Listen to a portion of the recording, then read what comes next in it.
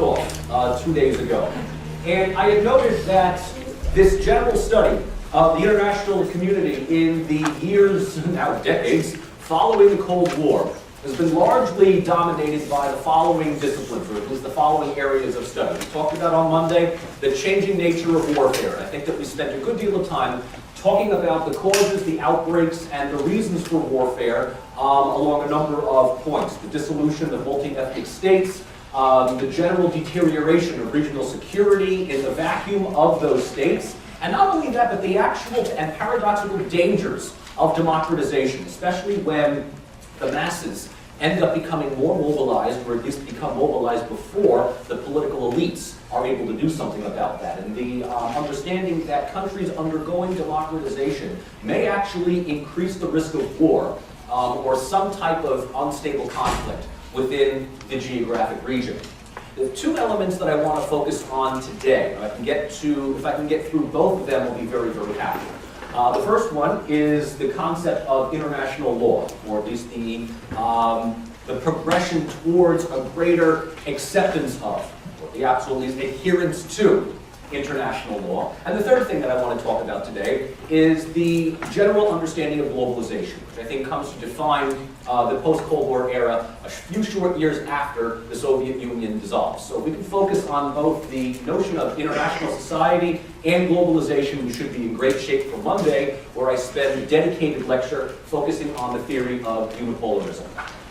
So we didn't talk about the United Nations all that much during the Cold War. The United Nations was certainly there. It had passed a number of resolutions. It did engage in a number of peacekeeping operations. But for the most part, the United Nations was largely a tool of great powers, specifically the United States and the Soviet Union. With the withdrawal of, well, what becomes Russia for at least a decade in the 1990s, the United Nations, for the first time, really emerges as an organization that more and more countries, even more importantly people, come to regard as a source of maybe not legal authority, but at least moral authority in the world. And one of the things that I want to spend the first half of class on is really looking at the differences between what we regard as legal and what we regard as moral. Oftentimes, the two are not coterminous. What is legal? What is moral? More importantly, what's the difference between legality and morality? Do things, or are things that are moral legal, or are certain things legal oftentimes immoral, or vice versa? The United Nations, I think even today, is kind of mired within this debate, because the United Nations is far from achieving any kind of world power status. It does not have the power of enforceability. It does not have any kind of executive authority, but what we have seen over the past 20 to 25 years is that the influence of the United Nations has both widened and deepened across the world. Widened in the sense of its mandates have increased in various flashpoints in contested regions, and its legal, well, for lack of a better word, its legal authority, or at least its legal guidance, has in many cases deepened. One thing that we can certainly say for certain, one thing that we can say, and I will get to this, if not on Monday, I'll get to this in the next section when we talk about challenges to the international system.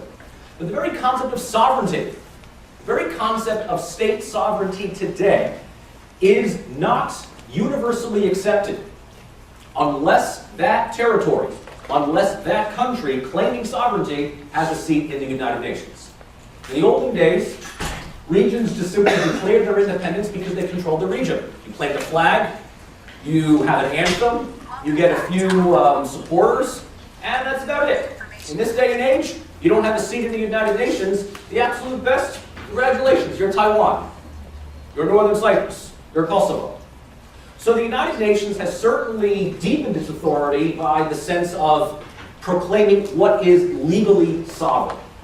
But the other thing that we note about the United Nations is that we look at it on one level as a source of some form of global community, and yet the United Nations still remains largely the tool of certain countries, specifically 5 countries: the United States, Great Britain, Russia, France, and China.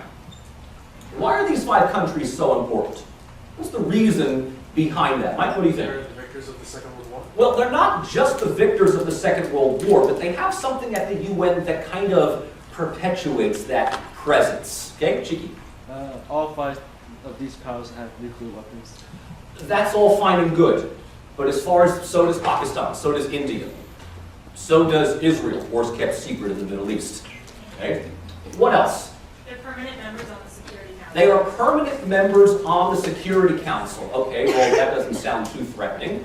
What does having a permanent spot on the UN Security Council effectively do, Nick? They all have veto power. They have veto power, but they have something a little bit more than veto power, because what does their veto power do? What does one veto among any one of these 5 countries produce? What does it do? You want to go for the dinette set? I mean, look, you can't pass a resolution through the Security Council if one vetoes it. It's what we would call executive black ball veto, to use sort of a tongue-in-cheek term, right? Any one of these 5 countries has the ability of vetoing a UN resolution, even if everyone else is voting in favor of it. One veto from any one of these 5 countries, and the entire resolution is killed. Which means that there are certain countries that still have inordinate degrees of authority, if not influence, at the United Nations. And there have been debates for years over how the United Nations really needs to be reformed. I mean, this is sort of the ongoing, almost Sisyphean, quest here. I mean, I'm sure that there's a good number of you that are either in, Model UN or thinking of joining Model UN, or you were in Model UN when you were in high school, whatever it is. And, the general understanding is that, high school or college students in Model UN tend to get more things accomplished than the people in the actual UN. Just a couple of nights with, pizza and booze, and suddenly we've solved global peace here. The trouble with the United Nations is that it's not as simple as that. There have been many calls for reform at the UN. There have been calls for additional members at the UN Security Council. There have been increasing number of calls for additional representation of underrepresented regions at the Security Council. Latin America, Southeast Asia, the Middle East, to say the least. The only trouble is this. Anytime that there is going to be any form of reform at the Security Council, is obviously going to have to go through a vote. And one of the big problems that we know is that any attempt at changing the Security Council runs a high risk of getting vetoed by any one of these 5 countries. Some have even gone so far as to say that perhaps executive blackball veto should be revoked, and decisions at the Security Council should be passed by 2/3 majority. Of course, that also means voting to effectively nullify one's power. We haven't seen that happen anytime yet. So the paradox of the United Nations is that, in theory, it becomes increasingly popular among international supporters. It becomes seen as, if not a source of law, at least a body of moral guidance. The UN General Secretary has very little power except kind of noting where the world is burning and kind of making a statement about how he, or eventually she, is not happy about that. That's kind of it. The United Nations has, in a way, the same type of authority as a high school hall monitor. And you kind of look at something and blow a whistle, and maybe an army will come and solve the problem. The point that I'm trying to make here is this. The United Nations is also, while it is practically ineffective, it is increasingly morally influential. UN resolutions can be seen by participating states as sources of action, as structures to follow. Whenever a country, even as great as the United States, appears to be violating some kind of international norm, precedents can be set by pointing to the United Nations and saying, United States, Russia, China, whatever it is, violating various tenets. Okay? Beyond simply the United Nations, there's also the expansion of powers of 2 other international organizations, NATO and the European Union. Contrary to what Mearsheimer had said, NATO will not go away, but NATO has expanded. NATO has now included almost every other Warsaw Pact country out there, except for the Soviet Union. NATO has actually seen military engagement after the Cold War, its first active military involvement was the air campaigns against Serbia in 1999, when the Serbian forces were cracking down against Albanian separatists in Kosovo. We also see NATO has had its fair share of action in Afghanistan, and parts of NATO are still actively involved in Iraq. NATO has also been seen partially in Libya, and there was a vote a couple of years, about a year or two ago, to ask whether or not NATO should get itself involved in Syria.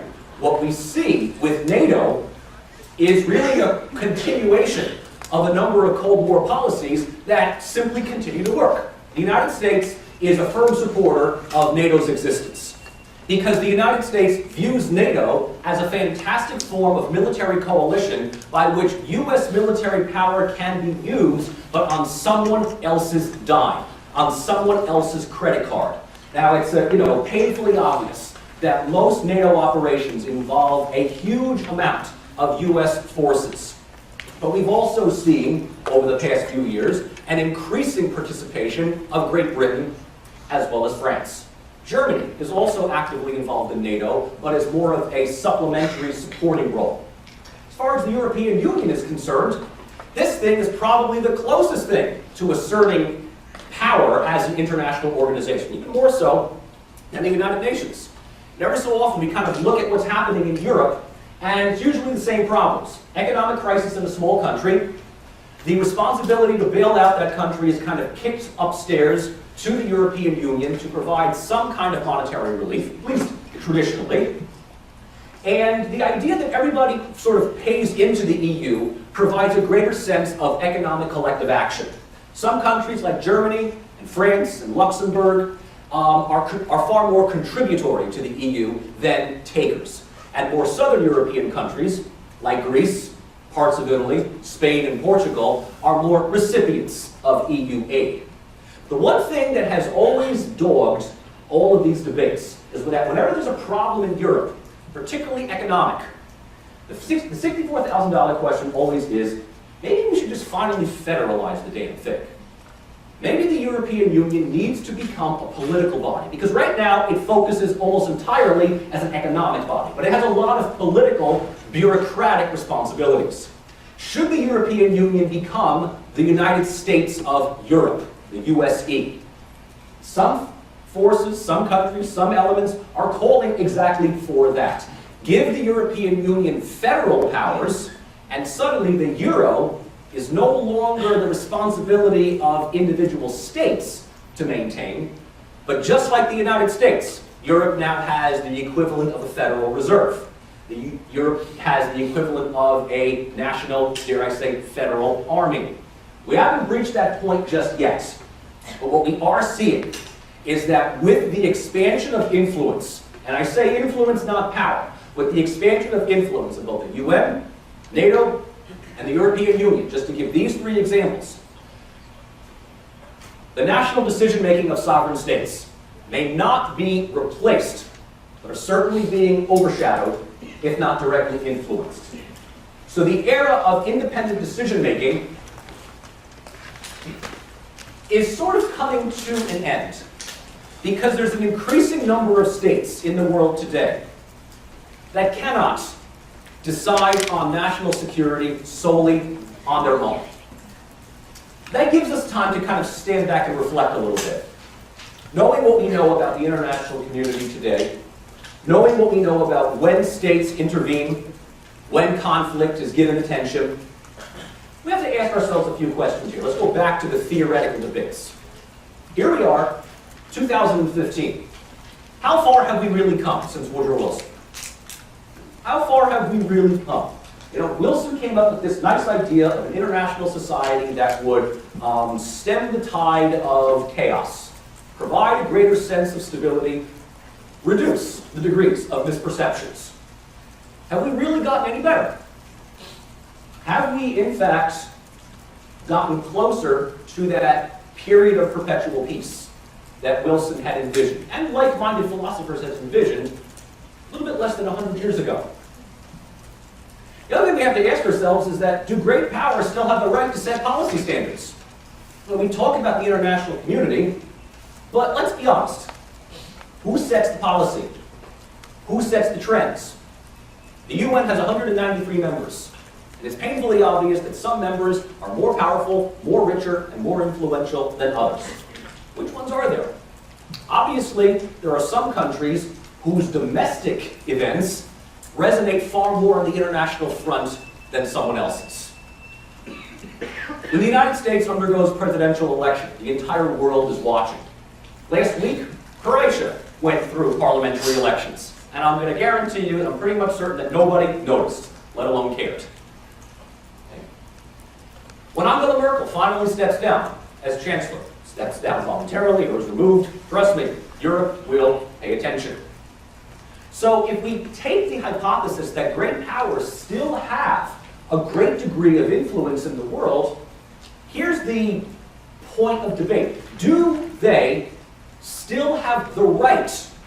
Do they have the right to set policy? Doesn't matter whether it's the United States, Russia, China, Germany, Great Britain, whatever. Do great powers have the right to set policy standards? If the answer is yes, they do, how is law enforced? Right? How is it enforced? Through the military? Through economic comparative advantage? Through stacking votes in the UN? You know, democracy sounds nice, but at the end of the day, we have to find out how do things get done. And oftentimes, things get done more so by somebody pushing something through than by everybody agreeing on it. So the answer is yes, and states do have the right. Some states do have the right to exert some degree of power. Are we not just once again hearkening to realism? Might makes right. If the answer is no, they don't. Great powers do not have the right to do so anymore. They must operate through the UN. They must operate through the Geneva Convention. They must operate through some form of international standards. Okay, who then sets the policy? The UN? The EU? Who sets the policy? And even you say the UN, how can the UN enforce it? How can anything be enforced? You're looking at this on a microanalytic level. How is peace enforced today? Is it enforced through UN resolutions? Or at the end of the day, when nothing else matters, is it enforced with boots on the ground? What about this one? Will international law trump state laws? The European Union gives a fantastic example of that. Increasingly, what is passed at the quasi-federal level in Brussels oftentimes supersedes the state laws of its member states. To join the European Union means that your country gives up a certain degree of its sovereignty. It delegates a certain percentage of its economic and political fate to a larger coordinating body. Now, as long as everybody's following the law, as everybody's agreeing to play by the rules of the game, everything is fine. But take a look at the way in which power and law works in this country. The federal, which supersedes what? Federal government or state government? What has the final say? Federal government or state government? Federal government, right? Federal government. Federal government still overshadows state government. Whatever laws that operate within a particular state that may not jive with the federal government, you've got to keep it within those boundaries. Okay? Now, the European Union is one way of looking at this. But that's just Europe. That's just one continent. What about other international organizations? The European Union may be able to trump state law simply because of its economic comparative advantage. And trust me, if you don't want to get your point across with boots on the ground, you can get your point across much faster with bank executives taking away your money. But as far as other parts of the world are concerned, injustice still takes place. War still takes place. Famine still takes place. Ethnic cleansing still takes place. ISIS still exists. So in many situations, when we expect states to adhere to international policies, we're really operating on the honor system. And if they don't choose to comply, what are you going to do about it? Right? What are you going to do? How do you punish a state for non-compliance? This was one of the big questions about 12 years ago when we were trying to figure out what to do with Saddam Hussein in Iraq. And as much as George W. Bush really blew it in terms of trying to prove that Saddam Hussein was creating weapons of mass destruction. There is one thing. There's one thing that the United States had made painfully obvious, and that is Iraq is, for all intents and purposes, a rogue state. Right? There's very few countries in the world that were going to be really upset if Saddam Hussein was removed from power. WMDs or not, don't matter. The $64,000 question that was asked is, the UN has repeatedly said that Iraq is in material breach of numerous UN resolutions. Great. What are you going to do the next time that they violate an agreement? Send out another resolution? Write another irate letter? How do you enforce a country's compliance? At the end of the day, if you have to throw a punch, congratulations. Realism wins the debate. At the end of the day, realism wins the debates. So does Carr's viewpoint still hold? Remember E.H. Carr, the real bitter Marxist? How far have we gone in the world today? Is the UN designed to be what its supporters think it is? Or do you still adhere to the rather pessimistic viewpoint that the international community is little more than the hegemonic policies of the national state? If you believe that, then you may have to look into why do certain states choose to intervene to solve a crisis in one place, but tend to overlook injustices and crimes against humanity in another.